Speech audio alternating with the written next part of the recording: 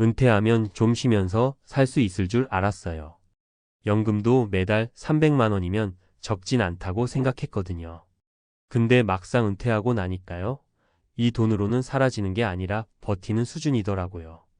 이 말 65세에 퇴직한 공무원 박모 씨의 고백입니다. 그가 퇴직 후 1년도 안 돼서 택배 아르바이트를 시작하게 된 이유는 단순히 돈 때문만이 아니었습니다. 이건 단지 경제적인 문제가 아니라 은퇴 이후 삶의 현실이죠. 우리는 은퇴하면 편안하게 살 수 있을 거라는 환상을 가지고 살아왔습니다. 하지만 그 환상이 깨지는 순간 사람들은 충격에 빠집니다. 연금 300만 원. 숫자만 보면 넉넉하게 보일 수도 있어요. 그런데 막상 삶을 들여다보면 그 돈으로 해결되지 않는 문제들이 너무 많습니다. 지금부터 그 현실을 3가지 사례로 풀어볼게요. 첫 번째 이야기 생활비는 되는데 예기치 않은 지출이 문제예요. 서울에서 35년간 시청 공무원으로 일하고 63세에 퇴직한 최 씨는 매달 280만 원의 공무원 연금을 받습니다. 본인 명의의 집도 있고 큰 빚도 없어요. 겉으로 보면 이상적인 은퇴 생활처럼 보이죠. 그런데 어느 날 남편이 병원에 실려갔고 입원비와 치료비로 갑자기 600만 원이 필요했습니다. 의료보험이 적용되긴 했지만 실비보험은 오래전 해약한 터라 모두 본인 부담이었습니다. 생활비는 나와도 이런 급작스러운 지출은 감당할 수가 없었던 거죠. 결국 그는 적금을 깼고 한동안 신용카드로 생활비를 돌려막아야 했습니다. 그때 느꼈어요. 연금만으로는 절대 안심할 수 없다는 걸요. 특히 건강 문제는 언제든 찾아오잖아요. 이후 그는 자식들 부담을 줄이고자 주 3회 마트 계산원 아르바이트를 시작했습니다. 주변에선 굳이 그렇게까지 해야 하느냐고 했지만 그는 말합니다. 이제야 알겠어요. 연금은 기본 생활비일 뿐이지 인생의 모든 돌발 상황을 책임져 주진 않더라고요. 두 번째 이야기 시간이 너무 남아서 무서웠어요. 경기도 공무원으로 정년퇴직한 65세의 김 씨는 매달 310만 원의 연금을 받습니다. 경제적으로는 상대적으로 여유 있는 편이지만 그는 요즘 하루에 2번 택배 배송 일을 합니다. 돈 때문이 아니냐고요? 물론 돈도 있죠. 근데 진짜 이유는 따로 있어요. 그냥 집에만 있으니까 사람이 우울해지더라고요. 그는 은퇴 후 처음 몇 달은 여행도 다니고 쉬기도 했습니다. 하지만 시간이 갈수록 나는 이제 아무런 역할도 없구나 하는 허무함이 밀려왔습니다. 주변 친구들 몇은 병원 신세를 지거나 은둔 생활을 시작했고 김 씨는 그러고 싶지 않았습니다. 일을 하니까 땀이 나고 사람도 만나고 하루가 짧아요. 솔직히 월 100만 원 정도 더 벌 수 있는 것도 기분 좋고요. 그게 외식비나 손주 용돈으로 쓰이니까. 은퇴 후 가장 큰 적은 심심함과 소외감이라고 말하는 김 씨는 지금 매일 새벽 5시에 일어나 하루를 시작합니다. 세 번째 이야기 자식이 있어도 나를 책임져 주진 않아요. 대전에서 30년 넘게 공무원으로 근무하고 은퇴한 66세 여성 이 씨는 연금이 295만 원입니다.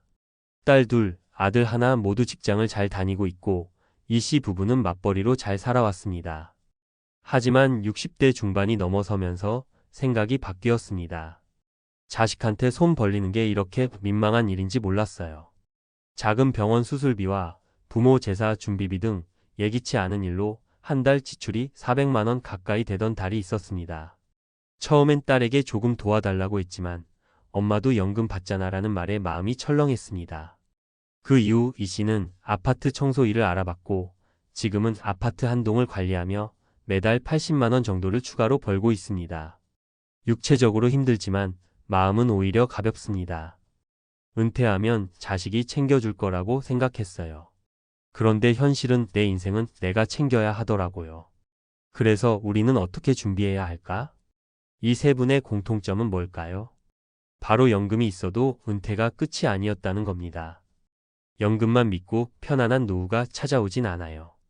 은퇴 이후에도 삶은 계속되고 변수는 끊임없이 생깁니다.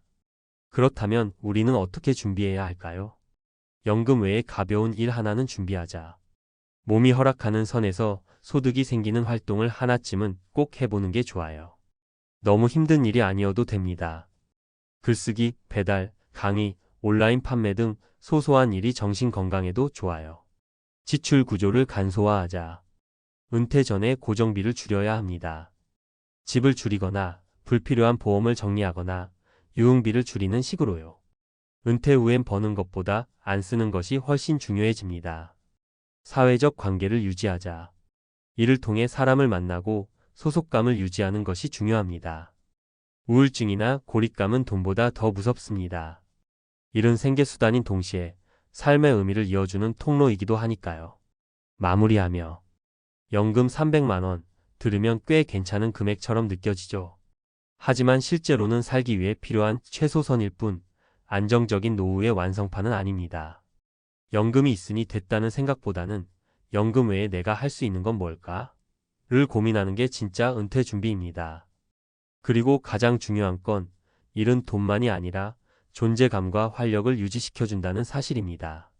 지금부터라도 작게라도 내가 주도할 수 있는 인생 이막의 준비를 해보면 어떨까요?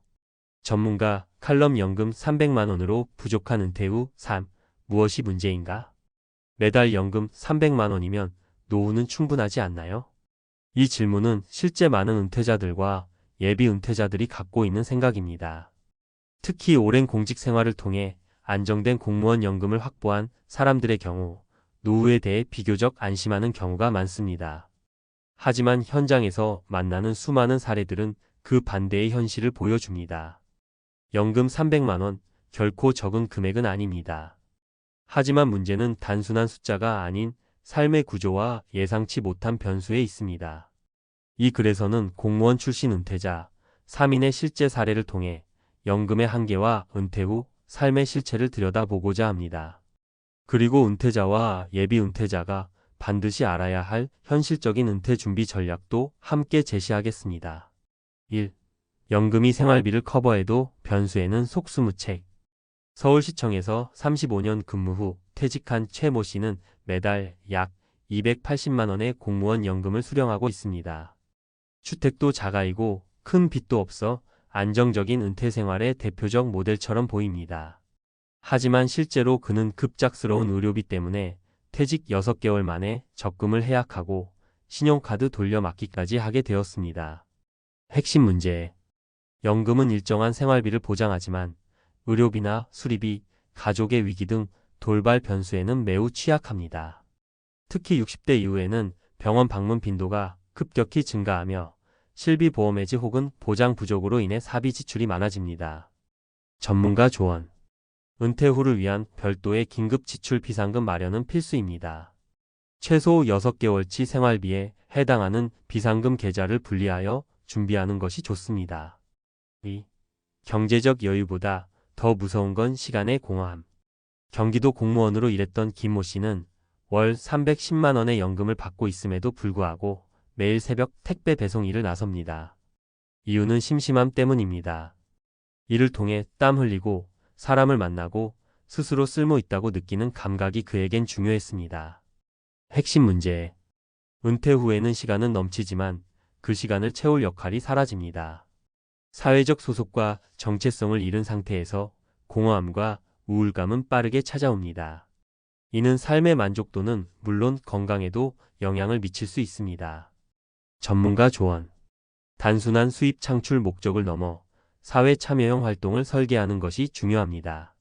자원봉사, 시니어 강사, 지역 커뮤니티 활동 등을 통해 지속적인 사회적 연결을 유지해야 합니다. 3. 자녀가 있어도 나를 책임져 주진 않는다. 대전에서 공무원으로 근무한 이모 씨는 세 자녀를 두고 있습니다. 자녀들도 직장 생활을 잘하고 있어 안심했지만 막상 의료비나 명절 등으로 지출이 늘어날 때 자녀로부터 돌아온 반응은 의외였습니다. 엄마도 연금 받잖아. 그 돈이면 되잖아. 핵심 문제. 은퇴 후에도 자녀와 함께 경제적 위기를 나눌 수 있다는 기대는 현실적이지 않습니다. 현재 3040대 자녀 세대 역시 경제적으로 팍팍한 상황이며 부모의 노후를 책임질 여력이 없습니다. 전문가 조언. 자녀에게 의지하지 않겠다는 경제적 독립선언이 필요합니다.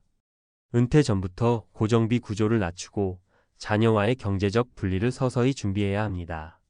또 도움받는 노년보다는 스스로 선택하는 노년을 목표로 삼는 것이 중요합니다. 결론 연금은 기본, 진짜 은퇴 준비는 따로 있다. 많은 사람들이 착각합니다. 난 공무원이니까 괜찮아. 하지만 앞서 소개한 세 사례에서 볼 수 있듯이 연금만으로는 안정적인 삶을 담보하기 어렵습니다. 우리는 다음의 세 가지 전략을 꼭 기억해야 합니다. 은퇴 후 삶을 지키는 세 가지 실전 전략. 소득 다변화 준비. 작지만 꾸준한 수익 활동, 온라인 판매, 재능 강의, 시간제 근무 등. 퇴직 전 직무 기반 자격증 취득도 추천 예, 평생교육사, 실버 케어 전문가 등. 지출 구조 미리 정비. 고정비 중심 지출 항목 최소화. 자동차, 고급 외식, 무리한 보험료 등을 줄여 소박한 삶으로 전환. 사회적 역할 확보. 동네 커뮤니티, 시니어 센터, 마을 자치활동 등 사회 연결고리 유지. 무급이어도 활동하는 나는 삶의 활력과 우울 방지에 큰 역할. 전문가의 마지막 조언. 연금이 있다는 사실에 안주해선 안 됩니다. 연금은 어디까지나 기초생활의 뼈대일 뿐 삶의 질을 결정짓는 요소는 아닙니다. 은퇴 후에도 주체적으로 소득을 창출하고 인간관계를 유지하고 의미 있는 활동을 지속하는 것이 진정한 은퇴 준비입니다. 자신의 노후를 타인에게 기대지 마세요. 스스로 준비하는 사람이 결국 가장 행복한 노년을 맞이합니다.